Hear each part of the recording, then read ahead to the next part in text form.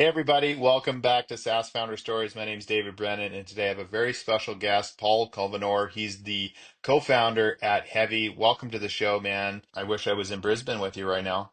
Yeah, thanks for having me, David. Great to be here. So tell me a little bit about Hevi. Yeah, so Hevi is an AI-powered contract administration platform for heavy industry, hence the name Hevi. So industries like mining, construction, infrastructure, and yeah, commercial construction, everything sort of managed through contracts. So whether you're a head contractor building a massive building or building a mine, all the way through to service providers, suppliers, and even clients, like everyone's managing the rules of the race with contracts. And there's a lot of issues that happen around that. So we've built an AI powered platform to help all of those organizations in these industries better manage those processes and get access to that information so that hopefully they're making better decisions in real time, as well as then saving relationships and avoiding disputes down the track as well. So were you guys always an AI first company in product, or did you pivot into AI here in the last Yeah, so years? we've been around for coming up 3 years very shortly. Like I'm a mining engineer by trade, and then spent a decade in and around Australia's largest mining contractors, and sort of experienced the pain points that we're now solving for firsthand. So essentially, every project that I'd seen had some type of commercial contractual issue. So it's like, okay, well, we need to have it. We've got a problem space that we can try and solve for.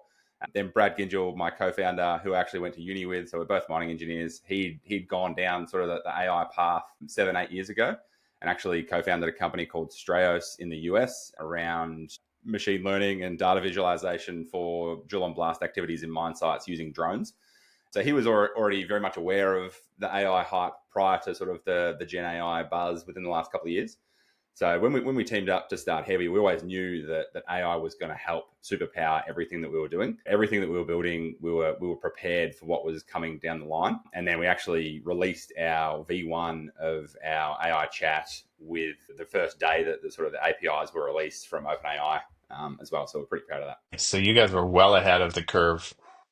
That's Yeah, awesome. yeah, trying to Cool, be. man. So we were talking a little bit earlier about how you guys are working to become an AI native business versus a very different concept than an AI native product. Walk me through that journey. Where are you guys at? What have you been doing? Yeah, so I guess that if you were to put your sort of your silver bullet hat on and flash forward 5 years, like what are we doing and what does the business look like? Like obviously most founders are probably like, I'd love to snap my fingers and everything just happens for me. I don't have to, I can just jump in there, do what I want to do, not do what I want to do, and everything's automated and we've got a bunch of AI agents doing the work for us. That's probably a utopia that we might get to one day, but whether that's real or not, we'll see. In the meantime, I guess we're trying to, yeah, as you said, be an AI native business. So rather than trying to tack AI into our existing workflows that we've had entrenched in our business or processes for decades, it is how do you rewrite the rule book from day one to then build AI into everything that you're doing from the start rather than trying to tack it on at the end. So how are you doing that? Let's just go through each of the business units and tell me how you're doing it. So let's start with sales and then go into like customers and marketing. Yeah, yeah. So sales is an interesting one. Like, and I'll probably sort of bucket sort of BD marketing sort of into that umbrella, if you will. Is like there's obviously, I'm sure everyone listening gets 10, 20, 30 emails a day from an automated AI outreach person saying, "Hey, I can get you 50 more leads instantly just by clicking this button." So that's probably one of the spaces that we are trying to, I guess, protect because there's a lot of brand, whether it's personal brand from us as founders or business brand.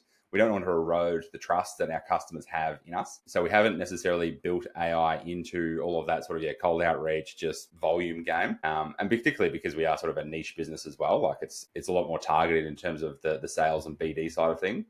However, we are using it for a lot of our, like, I guess, whether it's content marketing, organic content, recording podcasts like this, just whether it's image gen, and then just, yeah, using it to help write blogs, to help professionalize a lot of stuff. And it's amazing to just be able to dump down, like, ideas out of your head, whether it's through voice or through typing, and then cleaning it up to get sort of like, yeah, many pieces of content from just a brain thought that you can just download is pretty amazing. Yeah.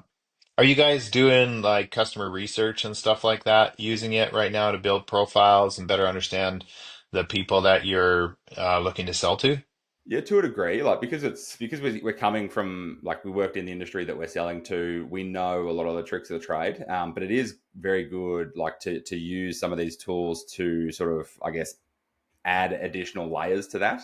So, which you actually get some insights that because you've come into it with some preconceived notions as to, hey, I understand my market, I know who I'm selling to, but then you actually sort of engage or just ask a couple of questions to a Gen AI and it'll say, oh, have you thought about this? Or what about this? Or actually, maybe this is a better strategy here. So even just like the complementary stuff that like you can always improve on your thought processes and your logic as well. Yeah, I like that. One of the big challenges I think we all have as founders is that innate belief that we know what we're doing Yes, inside and how well we know our market and how often we're wrong. So I think exactly. being able to have something to sound, to have a sounding board to ask questions is really, really, really powerful. So from that, when you guys, are you using it in your development with your dev Yeah. team? Yeah, so it's I guess that's one area that we are very interested in because obviously if you can 10x your speed of product velocity, then that's obviously a game changer as well.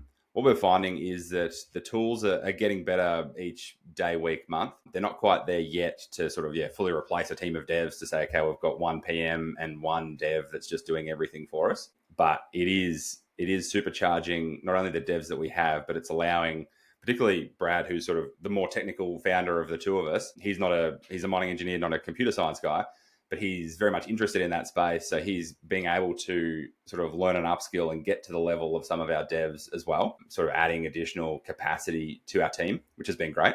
And I think the pace of change and the iteration that the models are doing, and then the applications below that is just going to become more rapid as we go on this year as well. Yeah, I think it's like one of the big trends that we're seeing is where you used to have these developers that were really like front end or back end engineer. They're very specialized in what they're doing, and now you can switch between languages and you can switch between front and back end engineering. Not as quick, but you can do it, and you have like this super smart thing to help you and work with you on it, which is really, really interesting. As a non-technical founder, I wrote my first app a month ago. So that just tells you like that's a pretty amazing tool to have in your repertoire. So for you guys, are you using Cursor or GitHub or any of those tools with your Yeah, all of the development team? above. Like probably at the moment, Cursor is probably the main one that is we're finding sort of the best at the moment. GitHub Copilot,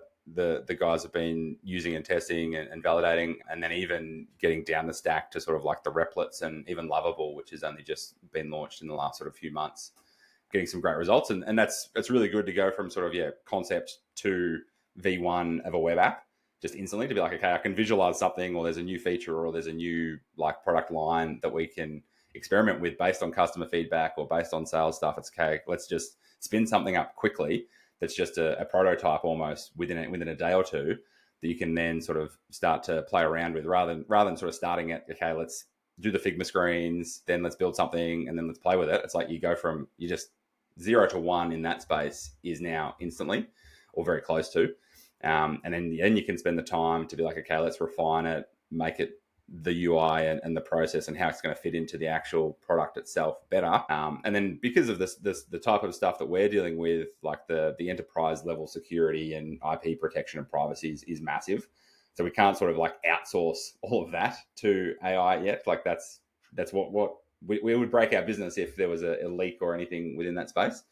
So we need to make sure that like we're putting in all the checks and balances with our code base as well. Have you tried Figma's new AI tool that allows you to create an interface from just a prompt? I haven't personally yet, but I'll definitely be communicating that to our team. Well, if you're iterating really quickly and Yeah, you're trying to get something out, we had an idea the other day and I just went in and it didn't need to be perfect, didn't need to really even be that on brand. We just wanted a concept that you could move through and show, and took like four yeah, minutes, minutes five rather than minutes. a day. Yeah, And it was like every single button fully rendered into with UI that you could move through. And I was just like, oh, this is going to be incredible because now with Figma's dev extensions, you know what's going to happen in 2 years from now, you're going to be able to go in natural language, create the interface, push it, it'll code, it'll go, it's just going to be really, really amazing how that works. What's your guys' plan for the next 3, 6, 12 months for AI? How are you bringing it in and what do you want to be able to do with it by the end of the year?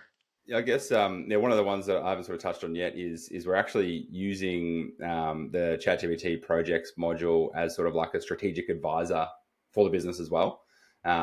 So because you've got the ability to have sort of all this knowledge bank within its memory and context, so we've got okay, whether it's pitch decks, product packs, all of our strategic goals, forecasts, last couple of years financials, putting everything into a complete package, and then with a bunch of custom instructions saying, hey, acting as a strategic board advisor to us, here's the direction that we want to go, here's the type of business that we're trying to create, here's the market that we're working with, like what are we missing? And then like just the other day, we ran our January end of month numbers. I uploaded them into our strategic advisor and say, okay, here's my take on it, what's your take on it? And then within a matter of minutes you've got, okay, there's an interesting insight here, like how should I be using that? And then even like asking that was, we're trying to be an AI native business, what should we be doing? Like how can we automate everything in the full stack? And then I said, okay, think about this and this, customer success, onboarding, like everything. And then was like, okay, we're using these tools, we're using Xero for our finances, we're using Intercom for our customer success and help. Like obviously you can build a lot of AI into that, but yeah, it's understanding where there's a lot of opportunity that you aren't necessarily capturing yet, but just fully sort of closing the loop to say, okay, well, yeah, let's run everything to ground to make sure that we're doing everything that we can be. So are you using the assistant API in OpenAI or are you using like a GPT for that? Yeah, it's a GPT project. Yeah, Okay. Cool. Because we're playing around with the API, sorry, the assistant API. I don't know if you guys have played with that one yet. yeah, And that's pretty cool because you can actually, I mean, for for the record, that replaced our first product at Arkeo because our goal was to create an AI that knew your yeah, company. And so we created context, it was a rag. yeah, And so to yeah, see that assistant come out where you could put the instructions in and you can load up all that context into it, and then it's just wild to see that come out like 18 months later as a tool. But you're doing it actually in the GPT yeah, yeah. The project. app itself. Yeah, Cool. correct. Well, try the assistants.